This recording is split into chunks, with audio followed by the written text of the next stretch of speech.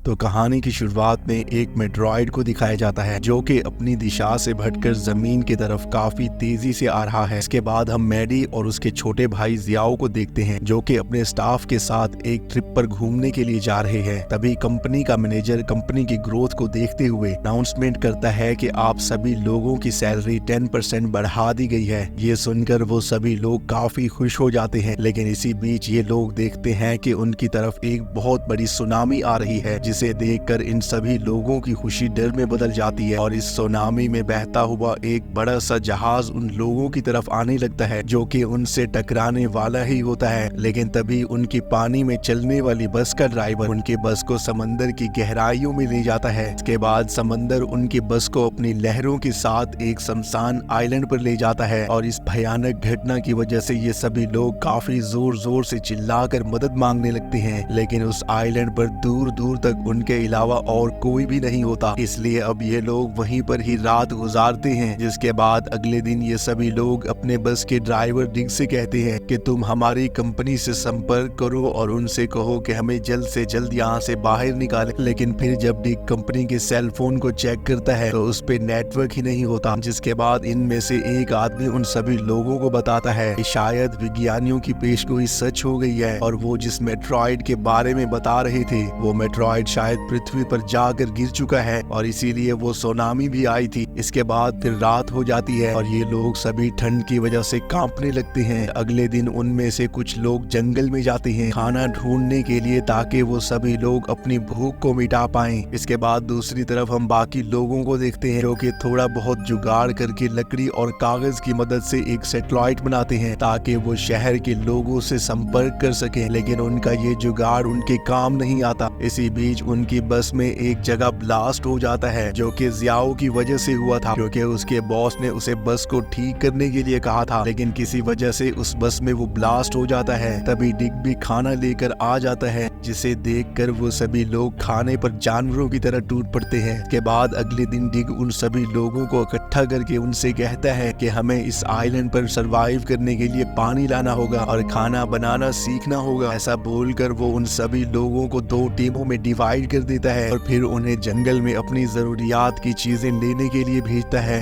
फिर अगले दिन मैडी और उसका भाई दोनों वहां से भागने की प्लानिंग बनाते हैं, लेकिन सीना मैडी को वहां से भागने से रोकने लगती है। लेकिन मैडी कहता है कि मैं यहाँ से जरूर जाऊंगा। अभी मैडी सीना से कहता है कि मैं अगर यहाँ से जिंदा बच गया तो मैं तुम्हें यहाँ से जरूर लेने के लिए आऊंगा। ऐसा बोलकर वो दोनों भाई वहाँ से जाने लगते हैं तो उनको समंदर में एक मरा हुआ भालू दिखाई देता है और तभी उनकी उस नाव में भी पानी भर जाता है। इसलिए अब ये दोनों उस भालू पर बैठकर वापस उस आइलैंड की तरफ आने लगते हैं और जब ये दोनों उस आइलैंड पर वापस लौटते हैं तो डिग उन दोनों को वहां से भागने की सजा देता है। कुछ दिन गुजर जाने के बाद ये लोग सोचते हैं कि हम शायद अब हमेशा के लिए इस आइलैंड पर फंस गए हैं। इन लोगों को उस आइलैंड पर फंसे हुए पूरे 21 दिन हो चुके हैं। इसके बाद जब मैडी और जैंग मछली लेने के लिए जाते हैं तो जैंग मैडी से कहता है कि मैं इस आइलैंड से निकलने के लिए एक टीम बना रहा हूँ, तो क्या तुम भी मेरी टीम का हिस्सा बनना चाहोगे?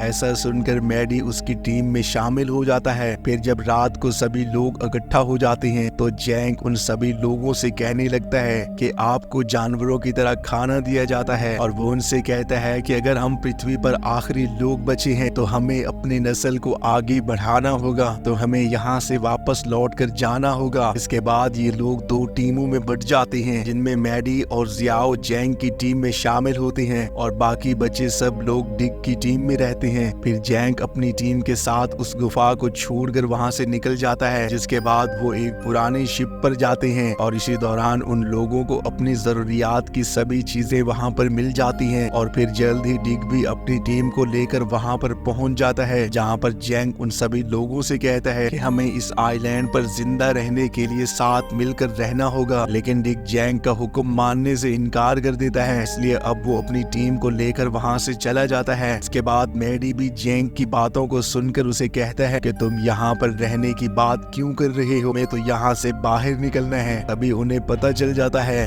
कि जैंग मैडी और उसके भाई का फायदा उठाना चाहता था, इसलिए मैडी और जियाओ जैंग की टीम को छोड़कर जंगल की तरफ निकल पड़ते हैं और साथ ही उन लोगों को उस आइलैंड पर फंसे हुए अब पूरे 60 दिन हो चुके हैं। इसके बाद हम उस तरफ उन दोनों भाइयों को देखते हैं जो कि एक टूटे हुए हेलीकॉप्टर के टुकड़े में अपना डेरा जमाते हैं। एक दिन मैडी और जियाओ भूख के कारण समंदर के किनारे बैठे होते हैं। अभी उस जगह पर अचानक मछलियों की बारिश होने लगती है। सारी मछलियां उनके ऊपर गिर रही होती हैं, जिसके बाद ये दोनों जी भर के मछलियां खाते हैं और बाकी मछलियों को पेड़ पर सुखा देते हैं। अब मैडी के दिमाग में एक मस्त आइडिया आता है। वो डिग की टीम के साथ डील करता है और कहता है कि हम तुम्हें फिश देंगे और उसके बदले हमें तुम वो दूसरी चीजें देना जिन्हें वो यहाँ पर ढूंढ नहीं सकते। अब इसके बाद वो मछलियों को 2 हिस्सों में बांट देते हैं और जैंग और डिग की टीम के साथ डील करते हैं। तभी जैंग और डिग के बीच लड़ाई भी हो जाती है इस बात को लेकर कि मुझे ज्यादा मछलियां चाहिए। उन्हें आपस में लड़वा कर वो उनकी ताकत की कमजोरियों को मापने लगते हैं ताकि वो उन दोनों को कंट्रोल कर सके। एक दिन जब मैडी, जियाओ और डिग बैठे होती हैं तो उनको एक गन शूट की आवाज सुनाई देती है। फिर दोनों भाई और डिग भागकर उसे चेक करने के लिए जाते हैं। तभी मैडी उनसे कहता है कि मैंने ये आवाज पहले भी सुनी थी। 12 दिनों में ये आवाज एक बार सुनाई देती है और फिर वो उस पहाड़ पर जाकर देखते हैं तो उन्हें एक शिप दिखाई देती है। अब डिग भागकर सभी लोगों को बताता है कि आखिरकार हमें लेने के लिए एक शिप आ गया है, लेकिन मैडी और जियाओ इस बात से खुश नहीं होते क्योंकि वापस जाकर उन्हें वो बेकार सी जिंदगी जीना पड़ेगी। तभी जियाओ कहता है कि हम सभी लोगों से ये छुपा के रखेंगे ताकि उन पर हमारा कंट्रोल बना रहे और फिर वो लौट कर सभी लोगों को बताते हैं कि डिग पागल हो चुका है, उसकी बातों का यकीन मत करना। अभी डिग आकर चिल्ला चिल्ला कर कहने लगता है कि हमें बचाने के लिए एक शिप आ गया है, लेकिन ये सभी लोग उसको पागल समझकर एक फ्रीजर में बंद कर देते हैं। फिर जियाओ एक नया रूल बनाता है कि रात को कोई भी उस पहाड़ पर नहीं जाएगा और जिस दिन शिप आने वाला होता है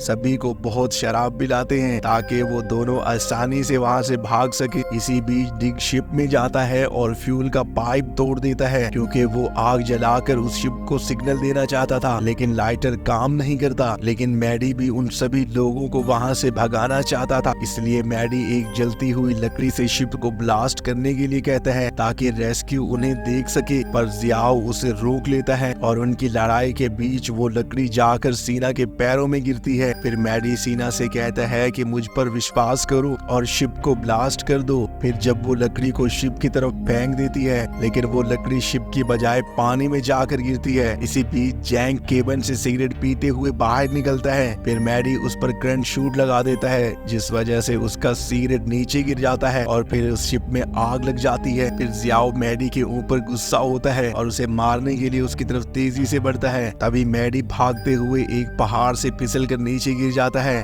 तभी वो सभी लोग भी उस रेस्क्यू शिप को देख लेते हैं। इसके बाद अगले दिन का सीन दिखाया जाता है जहां मैडी समंदर के किनारे पड़ा होता है और जब उसे होश आता है तो वो दूसरों को ढूंढने के लिए निकलता है तो वो देखता है कि सभी लोग वहां से जा चुके थे, लेकिन सीना वहां पर ही बची होती है और वो उससे कहती है कि वो सब लोग शिप में जा चुके हैं, लेकिन मैं तुम्हें छोड़कर वहां जाकर क्या करती, हम अगली शिप में चले जाएंगे। इस तरह उन दोनों को उस आइलैंड पर कुछ दिन और साथ रहने का मौका मिलता है और इसी के साथ ये मूवी भी खत्म हो जाती है।